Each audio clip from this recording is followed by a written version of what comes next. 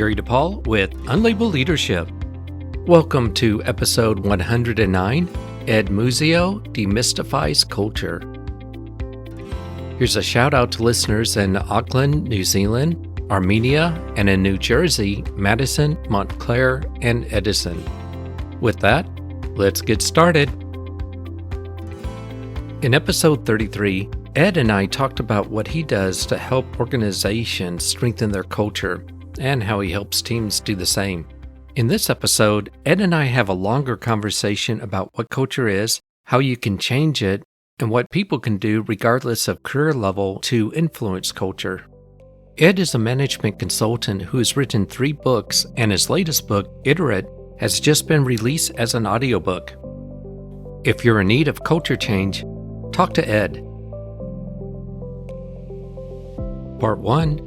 What is culture and why should I care? Culture is something that's easy to understand in a lot of ways, but difficult to explain. From a leadership perspective, culture is something you want to attend to. It can affect how well you achieve strategy and be able to influence and help those around you grow mentally and morally. To get the conversation started, I share a definition from Ken Blanchard and Gary Ridge's book, Helping People Win at Work. Here I am sharing that definition. I've often hear people talk about culture as being the way we do things around here. One of the clearest definitions or simplest definitions I've heard was from Blanchard, which is the assumptions, beliefs, values, customs, and behaviors of the organization's employees, supervisors, and leaders. In other words, culture is the way we do things around here. Yeah, I like that definition. You know, I'm a big fan of Blanchard. In fact, I was humbled when he endorsed my book, Iterate. And I think that's a great definition of kind of the outcome of culture, which is at the end of the day, culture is absolutely the way we do things around here. It's sort of so prevalent as to be everywhere. I think, though, that sometimes we have trouble with talking about changing it from that view because it's hard to sort of change the general way we do things around here. It's a little easier for me anyway to think about what it is from the perspective of what it's acting on.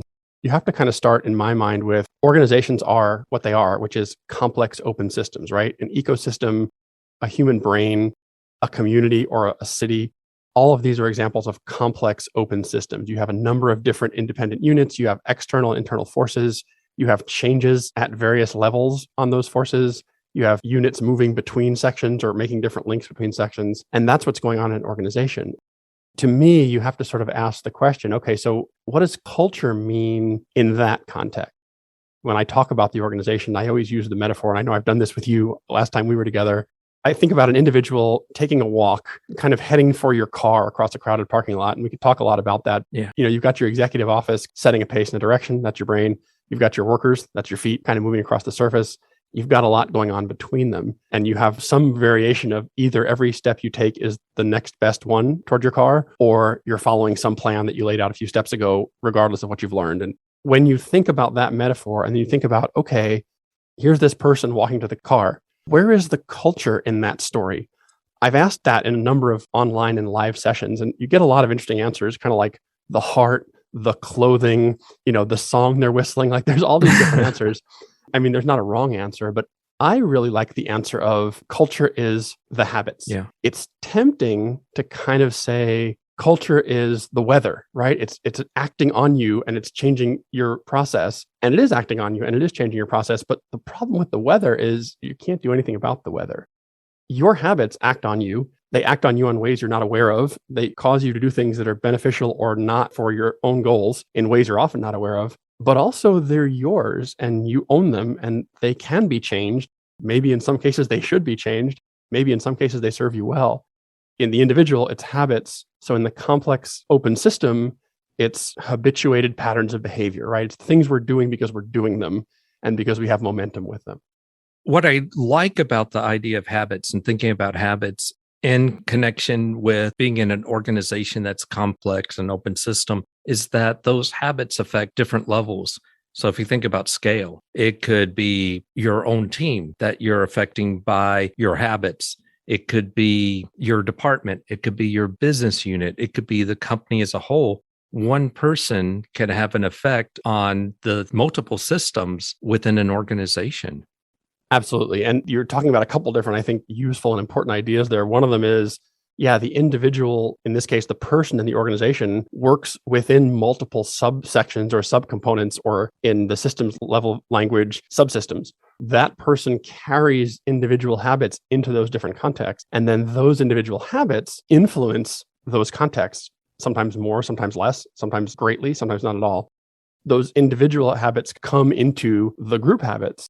Edgar Schein from Sloan, who we think invented the term corporate culture, he had a definition I put up a lot when I'm talking about this. And it was, culture is a pattern of shared basic assumptions that the group learned as it solved its problems, and that has worked well enough to be considered valid and to be taught to new members as the correct way to perceive, think, and feel in relation to those problems. If you unpack that a little bit, it basically says, the we in the organization now, or the we that came before us, had some troubles and some problems, some challenges. And in the course of solving them, we discovered some things behaviorally that worked. And so now we've sort of accidentally installed those as habits and culture. And so we keep teaching those back and forth to each other because they worked. And so it's sort of a carry forward of things that have worked for us before. If you have someone new come into an organization, they may have an idea what the culture is like from interviews and talking with people before they start. When they come in, they bring with them their own habits, their own behaviors. A couple of things could happen. They could assimilate and learn from how other people model that particular culture or those habits. They could influence by what they bring into the organization. That could be good, where their habits and behaviors complements and takes the company to the next level, or takes that group to the next level, evolving the culture, so to speak. Or it could devolve the culture if you have someone, for example, an executive coming into an organization who is sociopathic, manipulative. When that person comes in and you have what I would call a healthy culture, they could actually damage the culture and influence people by modeling that type of behavior in a negative way. Absolutely. One of the things that I think is one of the largest benefits that comes out of the kind of work that I do in helping organizations move the needle on where their culture is, it's funny because this isn't usually what I lead with. If I'm talking to someone who's thinking about this, the conversation is around what are good habits versus bad habits, to stick with that metaphor, right? So it's like, how can we get the culture moved more in a direction of being forward-looking and resource allocation oriented as opposed to blaming, for example. But one of the really important benefits of the work is that we start to put a language and some definitions around how do we do things around here and how do we find it to do things a certain way, so that we have some language to say, we believe this type of culture is valuable and we put energy into keeping it this way, so that when someone comes in and tries to push us further in this direction, we accept that. And when someone comes in, like the example you gave, and tries to pull us away from this direction, we have language to say, oh no, sorry, we weren't clear about this. That's not how we do things around here. That's not how we make decisions. That's not how we deal with conflict in groups, for example. In doing that, a couple things happen in my experience. One is that the culture gets stronger by virtue of the people that are sort of making those claims that have that shared language. And the other is that people that are not in alignment with that culture often will self-select out. Take it a slightly different direction. If we're doing culture work to move it toward what I would call a more iterative culture, better with group decisions, more collaborative, more interested in a variety of perspectives and making the hard decisions in full transparency versus in isolation. If there's somebody in that system who is just intent on operating not in that way, oftentimes they will self-select out, because once it becomes clear that, hey, I can't do what I want around here, they don't want to be there anymore. And I try to really be clear that that is not, I don't have any automatic judgment on that. There are many ways to run a company, and I don't get to tell people how to run their companies. It is good for them to be consistent. And so it is a benefit that if everybody chooses one way, the person who's intent on behaving a different way goes and finds a different place to behave that way. That's beneficial, I think, to that person as well as to the culture that they're leaving. I think a really good way of taking what you just said to really communicate what you're trying to say in a different way is think about process mapping. If you have processes in your organization and you don't map it, then to some extent, it's ad hoc. But once you start defining it, you start to shape it, mold it, build it. I think the same can be true about culture. Once you start talking about the language of your organization, the things that you do, Once you make those more explicit rather than tacit or implicit, then people know where they stand and they know sort of like the standard that they should be working against. That's exactly right. And one of the sort of interesting side effects to that is that, and I've seen this over and over again, is, if I come into an organization and the culture is, as you said, like not well defined, right? The process isn't mapped. We don't even know what it is. Then there are complaints. There are always complaints in the organization, whatever. We don't make decisions clearly, or, I feel like I was left out of things, or we're chaotic, whatever those are. The complaints themselves tend to be sort of chaotic. And then when we get the culture stood up, I think people tend to sort of think that, oh, the complaints will go away. They don't. And that's not a bad thing. The complaints turn into, hey, we say we're making good group decisions, but in this case, we didn't do that. Or, hey, we say we value reality and that we want to bring as much realistic data into our decisions as possible or into our conversations as possible. And I don't think we're doing that in this context. And I think from the inside, those complaints, as far as I can tell, feel and seem just as valid, just as important, and they are, and they seem just as worrisome. But me on the outside looking in, when I see the complaints go from the first state I mentioned to that state, I say to myself, we've done something good here, because now instead of just sort of being vaguely unhappy with what's going on, we are holding ourselves accountable to a standard, and hopefully a research-based and useful standard, to say, let's make sure we do better. And so the complaints don't go away, but that awareness of where we're deviating becomes more pronounced and more able to net a positive result. I think that's probably where there's a difference in process mapping, because if you map a process and you're not following the process, then you stop and start following the process. Culture is a little more nebulous, that open system, right? So you're never exactly following the ideal, but you've got that ideal held up and you keep aiming for it and getting closer to it. And that in itself produces better results. It's almost like an internal iteration of like, how do we make the next step toward being better at the culture we want? That's just key. It's like before you try to define and explain what your culture is, your complaints are ad hoc. Once you have something grounded, you can ground your complaints to the culture, to those habits. It becomes a little bit more logical, and the employees can do a better job of clarifying what it is that they want to communicate that they're unhappy about or they think we can improve on. Exactly. And to circle back to your initial statement, those employees carry their own habits, their own behaviors into these different sub areas by structuring those complaints in such a way that, hey, we've all agreed to do this way, and I don't think we're doing this here. That complaint has in it the inherent responsibility to act. The complaint of people are chaotic or my manager makes weird decisions, those are complaints about another. And so they're inherently not actionable. Complaints about a cultural pattern we've all agreed to have some inherent action for the complainer in them. Now, will everyone immediately act on their complaints? No, people are people. But it starts to build a world where improvement is possible and improvement can be owned by everyone, because culture is owned by everyone. There are mechanisms that push it down from the top and mechanisms that spread it out sort of organically from grassroots. At the end of the day, back to the definitions we're talking about, it's the way we all do things around here. So we all own a piece of it. And we would hate to see a situation where everyone thought somebody else had it. That's often what happens when it's not well structured. Part 2, a way to change culture. Anyone, regardless of role, can influence culture. The difficulty is, how do you go about doing that? It isn't easy, but Ed has a way of conceptualizing what you can do to affect culture. Here's Ed to explain. So once you've got your hands around kind of what culture is, then comes the question of, okay, how do I change it? How do we change it? What works? What doesn't work? And there's plenty of reason to kind of want to do that.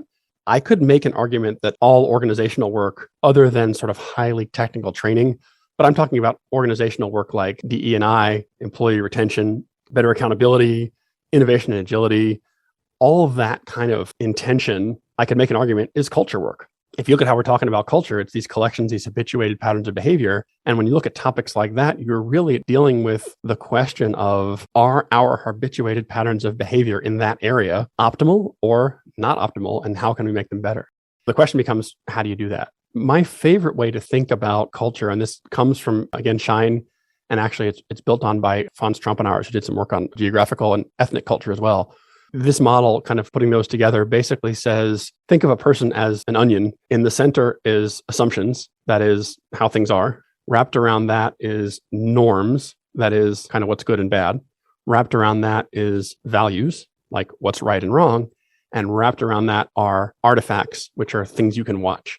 If you take an example of, I'll pick on an organization that I love that I worked for many years, Intel Corporation. In the years that I worked there, and still, Intel has a very strong culture of effective meetings. One of the things that happened very early in Intel's history, long before I worked there, is that people figured out that when we get together and meet, we get more useful results if we have a plan for that meeting and an agenda, and we come in with intention and we are on the same page.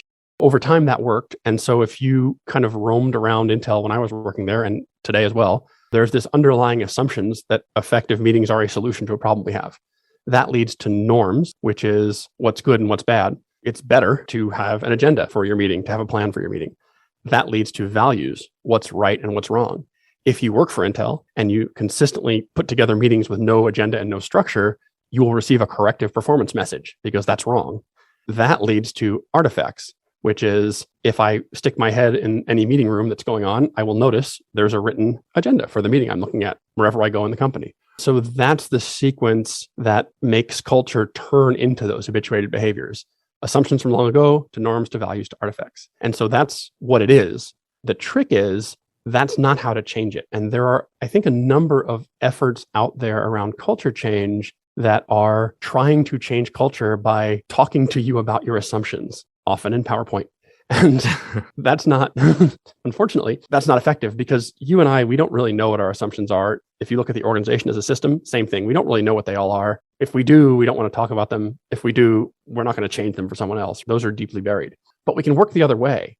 If I just give you or give me or give the system something that helps more. So let's imagine a different situation. Let's imagine a company where meetings are all unstructured. And I just go into some meetings and I hand the person running the meeting a template for an agenda. And I say, try this 3 times and see if it helps. Now I'm being oversimplistic here, but if the person tried it, it might help. If it helped, that's a new artifact, a new behavior. That will feed the other way down the onion toward the center. That helped. Therefore, it's right to do it again because it helped. That's a value.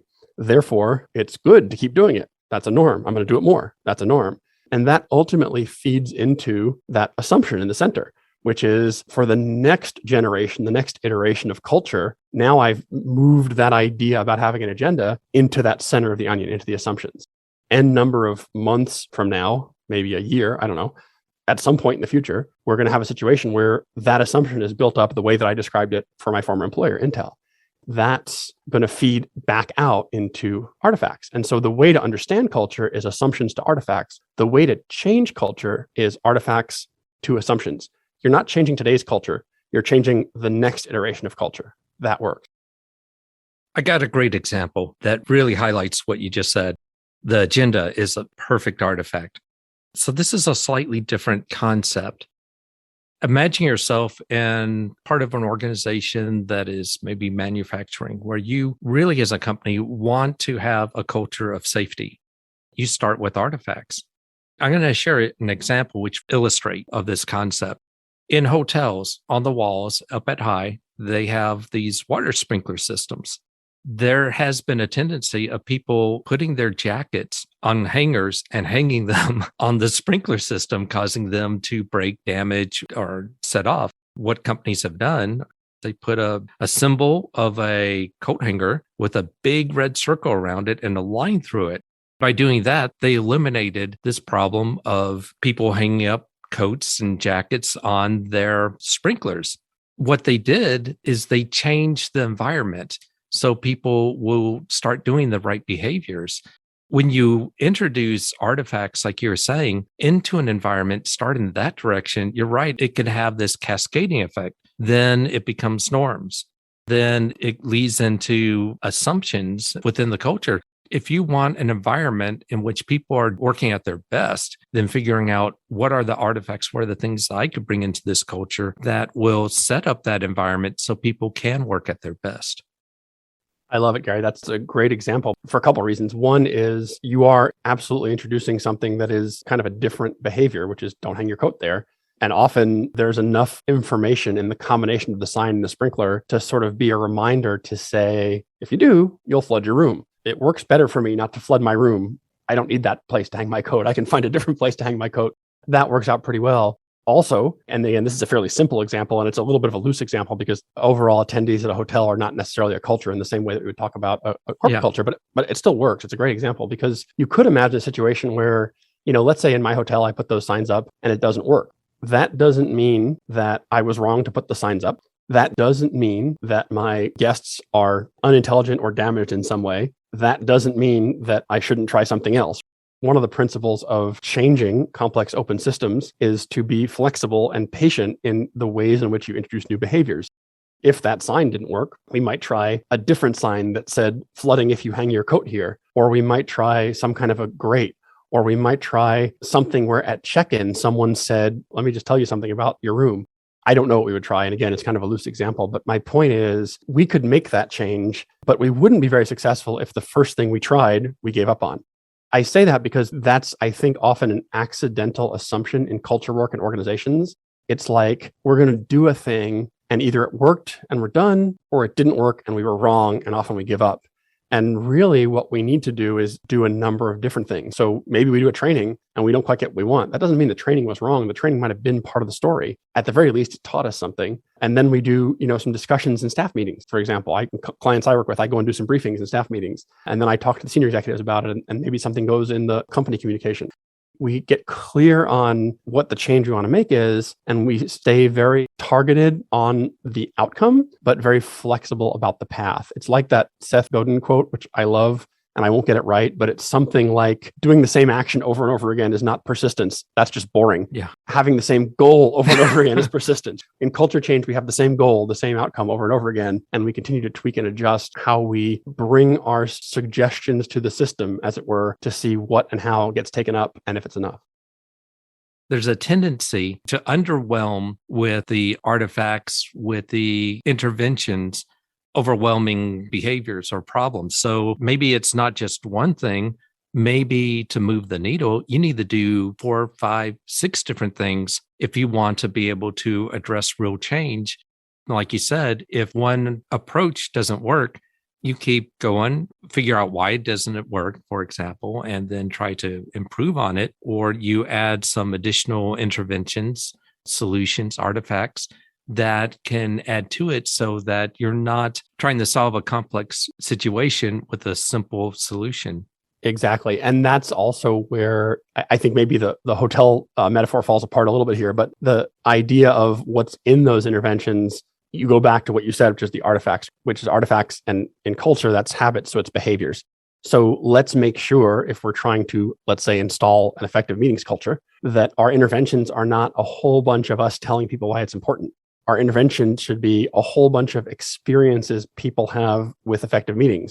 One of my interventions might be work with the senior leader on his or her staff meeting and have it run the new way, and also make it apparent and overt that, hey, we are in fact purposely running this meeting this way for a while to see how it goes. Look, it's working better.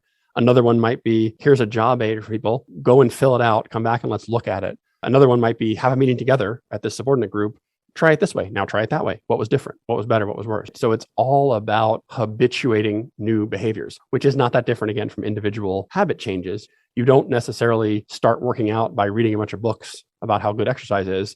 You probably start working out by doing some very small workouts that aren't a lot of fun.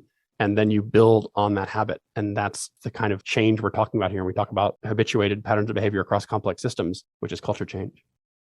When you start talking about culture change, sometimes you end up saying, well, this is the job of HR. They're the ones in charge of changing culture. Well, that's not true. When you start assigning people to own the culture, you start getting into some major problems when it really is everyone's responsibility, regardless of level, to improve the culture. It should not be left to a department or a particular group. Yeah, as soon as you give someone the job of culture, you've given them the job that I say is the job you should never take for yourself or give to anybody else. And that is the get them to, right?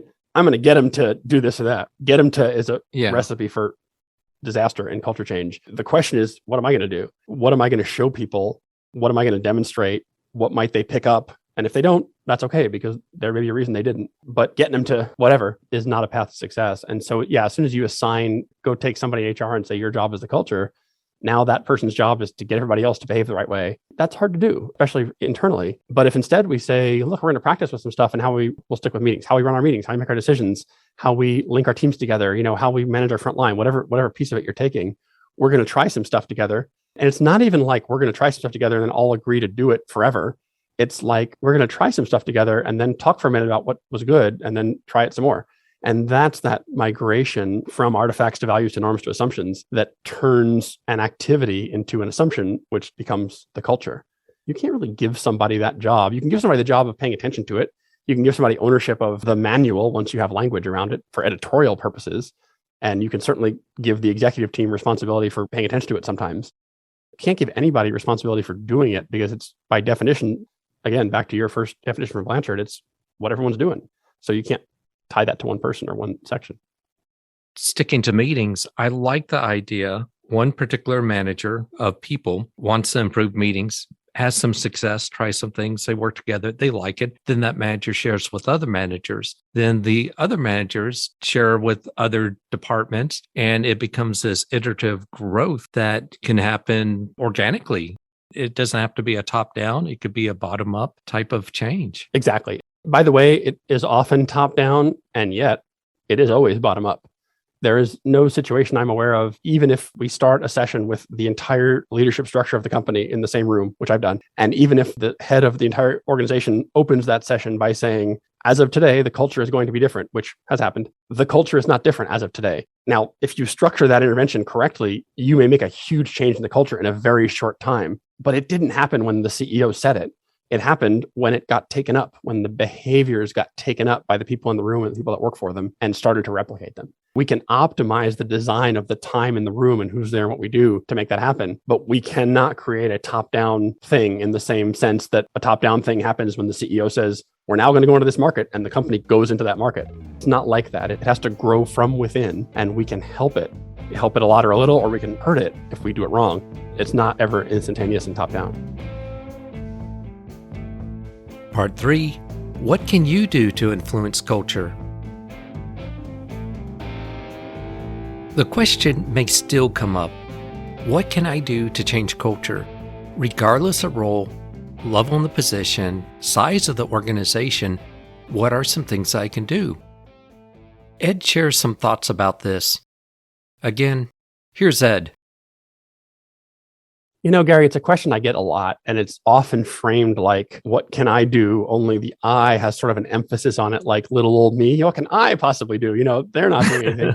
Yeah. And so I think that, the first answer I give is the one I already said, which is don't take the job of get them to, right? If someone comes to me and says, how do I get my senior leadership to, I go, stop, you don't. Probably not. I mean, maybe you could pitch them an idea, and if they would listen to you, they could talk about it amongst themselves. Like the obvious approaches still work. But if someone's asking me that question, it's because the obvious approaches won't work. And there are no secret approaches, right? I have no way of helping you change the mind of your CEO in a way that your CEO is unwilling to do. That doesn't happen.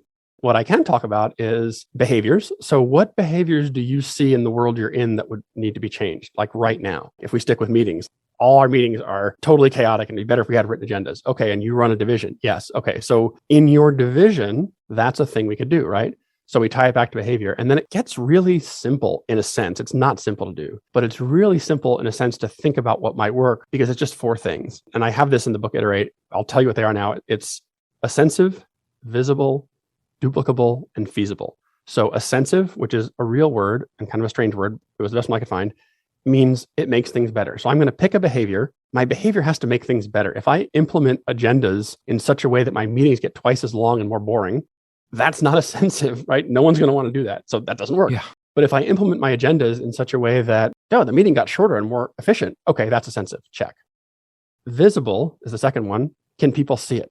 If I implement my agendas in my mind and I have this mental structure of the goal for the meeting, that might well help my meeting. But if nobody can see me doing it, then that can't get picked up by anybody else as a behavior. So it's not visible. So that's visible. They can see it. On the other hand, if I write my agenda down and I say, I've noticed that my meeting runs better when I have an agenda, so here's mine, that's it. You've made it visible. That's all you have to do. And then there it is. Third is duplicable. And that means it can be copied. So if the person that is running that meeting is running a meeting full of people who don't run their own meetings, then they might love the assensive and visible agenda, but they have no place to do it. They can't be copied. They might sort of retain it for later, but that's not going to create a fast change to culture. On the other hand, if my meeting is a meeting of managers and they realize it helps in this meeting, it will possibly help in their meeting. That is duplicable. And that leads to the fourth one, which is feasible. So duplicable is can they copy it? Feasible is will they copy it? And that has sort of two related subparts. One is, do they have the skills to do it? Meaning, can they write their own agendas? Probably. Might help to give them a job aid. And second, will they get in trouble? So it's not really pertinent to agendas, but there are many behaviors where they don't have social permission. And maybe even it could happen with agendas. Maybe, there have been a message from a previous leader that has said, we never have an agenda for a meeting. So they don't feel like they have social permission. And so if they don't have the skills or the social permission, then it's not feasible and they won't do it. And it doesn't happen, even though it's the other things, right? Even though it makes things better, even though I can see it, even though I could copy it, it doesn't happen. I will tell you, just to wrap up this little example of agendas, that I have firsthand seen this happen in organizations, not with agendas, but with agenda templates of what's on the agenda, with certain formats for displaying data, with certain kind of structures of displaying little things like action items from a meeting, where a senior team kind of just starts doing it and just starts doing it. A month, 2 months later, you parachute down 2 or 3 levels, and those same exact templates are happening at those meetings down there. And nobody ever said, this is the standard. Nobody ever said, you have to. Nobody ever tried to get them to. It just worked. And so it just kind of moves its way down the organization. And you go, that looks familiar. And the person running that meeting goes, oh yeah, my boss used it and I liked it, so I copied it. And it's sort of boring and not, like there's no excitement around it, but it just kind of moves through the culture and becomes the new thing. That's what we're looking for is, as a manager, what can you do that might seed that? It also might not, and that's okay. You probably won't get any accolades because no one will notice it happened, and that's okay. But how can you seed that thing you want? That's really the core question of what can a manager do now? And now I'm going to tell you a thing which will make you understand why some of my clients call me the master of unsatisfying answers, because here's what'll happen. You'll find the thing, you'll do it. It'll be offensive, it'll be visible, it'll be duplicable, it'll be feasible. And one of two things will happen. One, the change will happen slowly enough that you may or may not notice it and nobody will thank you or realize you did it. That's the good outcome. Or two, nothing will happen and you'll have to try something else. And that's also a good outcome, but it doesn't feel like it. That's the reality of influencing complex systems is when you get it right, it kind of just moves through in a slow, non-crediting kind of way. And when you get it wrong, that's just information and you try something else. And if that doesn't work, you try something else and you keep having the same goal with different tactics. You iterate. You iterate. My thanks to Ed Muzio. If you'd like to learn more about Ed, go to the show notes. And if you have a comment or question, go to unlabelleadership.com, click the message icon, and you can leave a voicemail message for up to 1 minute. I'd like to thank those who contribute to this show. Your contributions make a difference because this is an all-volunteer service. Lastly, I'd like to thank you for listening. This is Gary DePaul. Until next time, lead on.